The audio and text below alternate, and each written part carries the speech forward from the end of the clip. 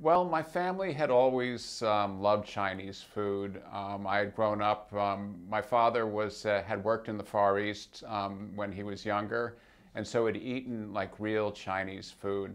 And so we were always looking for great Chinese food growing up, and we started out, I grew up in Connecticut near New York, and so we were always coming into New York City's Chinatown to check out the latest restaurant. I fell in love with Chinese food at that time. I became a writer, and I became a writer writing about history and food history. And one of the things growing up is that my father never allowed us to eat chop suey, which of course is what most Americans think of Chinese food, because he thought that chop suey was fake, not real Chinese food. And I was looking at pictures of Chinatown in New York during the 1940s, and all the restaurants had big signs on them. Didn't say restaurant, they just said chop suey. And I realized that I'd never actually tasted chop suey, and I didn't really know what it was, except I knew a lot, but at the same time I knew a lot about Chinese food. So I decided to explore chop suey and the history of chop suey. And that was like the beginning of a huge project which turned into a book about the American experience of Chinese food, how we first discovered it, how it changed over the years, and and why today Americans eat Chinese food every week all over the country.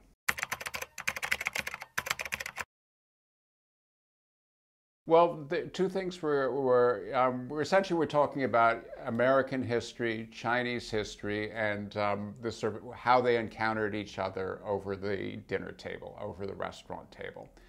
And Americans first went to China in 1784, and they had no idea about China or Chinese culture. They were there to do business. But when they arrived in China, they discovered, that the people of China ate very, very different food. And they didn't really know what to think about it. But all they had to interpret this food was European visions and European interpretations of what Chinese food was. So it was weird, it was chopped up into little bits, it smelled funny, and they thought that the Chinese ate dogs, cats, and rats.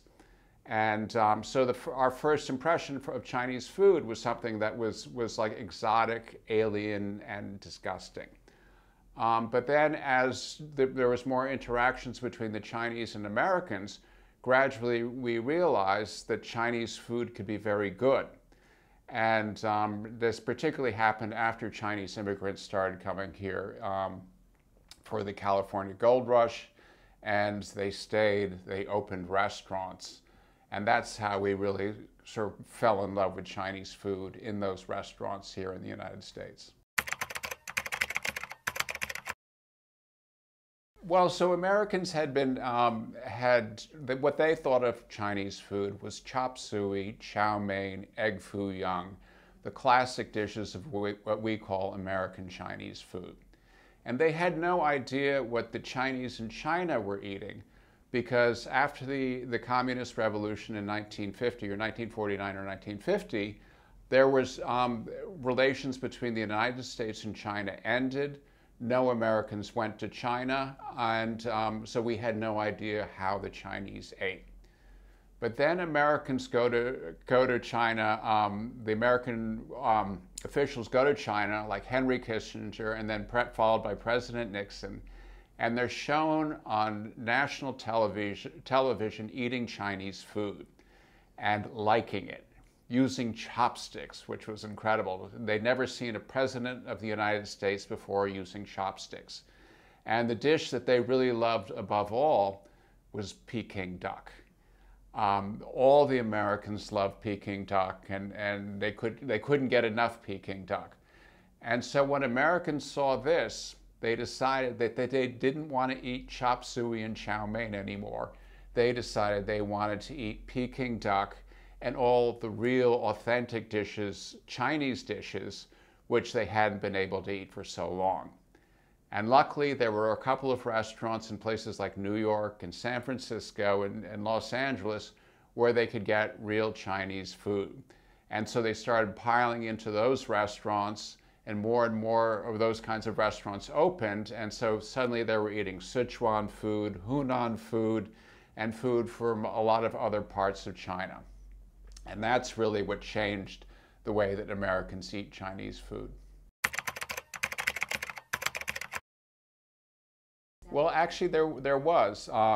This was over a century ago, around 1898.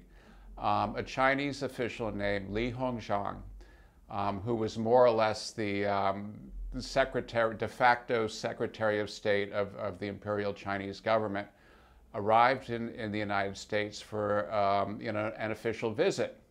And Americans were fascinated by him. And he was a very impressive person. And that led to a huge fad of all things Chinese. And they started like piling into Chinese restaurants, hoping to get the kind of food that Li Hongzhang ate when he was in the United States, because he came with his own personal chef. They didn't, but restaurants started making Li Hongzhang style chop suey, for instance, which wasn't much different from regular chop suey, but Americans thought it was something special.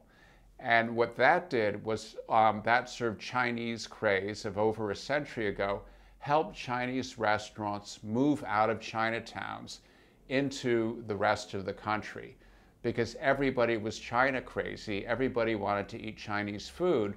So now Chinese restaurants could find an audience and customers, not just in New York City's Chinatown, but in Kansas and Nebraska and Texas and all these parts of the United States. So that's when Chinese restaurants really spread through the United States. Yes, definitely. American food is immigrant food, first of all. So it depends on how many immigrants we have and where they're coming from.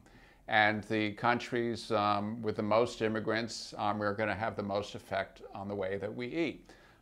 It's kind of simple math. But it's also based on our relationship with China in other ways. And it's based on our political relationship with China, our cultural relationship with China, how many Americans are traveling to China and who are tasting Chinese food in China. All these things are part of the sort of complicated calculus which changes the way and affects the way that we eat here. Well, there's always been some kind of market for Chinese food among the non-Chinese population. And the question is, can we broaden it? And some of the dishes which people say are not Chinese, like General Tso's chicken, actually, in a way, is Chinese, because General Tso's chicken was initially invented by a chef from Hunan who worked in Taiwan, and the chefs who worked for him brought the dish to the United States, and actually he came here for a while. Then he went back to Taiwan, and then he opened restaurants in China serving General Tso's chicken. So there's it's the back and forth of food, which is one of the most fascinating things about it. And I think that Americans will broaden their interest in Chinese food and broaden their interest beyond the kind of food that's served in so many like mall Chinese restaurants, like tired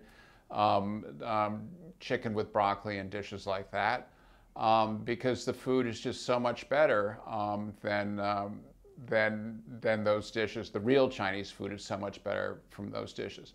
But one thing that they have to get over is Americans aren't willing to pay much for Chinese food. And that's like a great hurdle that we have, because chop suey and chow mein have always been so cheap. We don't think that we should pay a lot of money for Chinese food. And that's one of the main hurdles that we have to get over.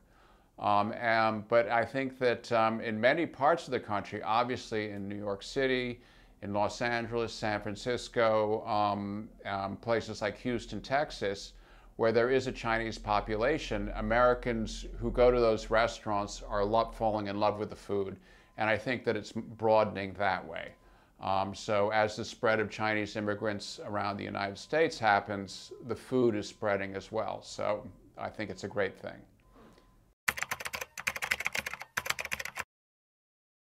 And when I'm thinking about that question and about that issue, I remember when at the start of the Beijing Olympics, a lot of American media before the Olympics started would always have a feature on Chinese food. And they always started with like the weirdest dishes which are sold in the Beijing night market, and the weirdest dishes sold in the restaurants. And it was like going back to, the thing is, we still have in our minds this image of Chinese food as exotic and weird and disgusting. And those pieces were reflecting that. And I hope that, with education, the media can get beyond that. Because there's so much more to Chinese food than that. And actually, some of those dishes are very good. They may not be to our tastes, like normal American tastes. They may have ingredients that we don't think we think are a little bit weird, but still they taste good. So try them. We have so many Americans have a lot of food biases. And I think one of the reasons I wrote my book was to show what the biases were, where they came from, and how we can overcome them. And that's just by opening our minds and going into a restaurant and ordering something that you don't recognize on a menu and trying it. Because Chinese food is a great and glorious and ancient tradition, and they really know how to cook. And I think that that's something that should be encouraged.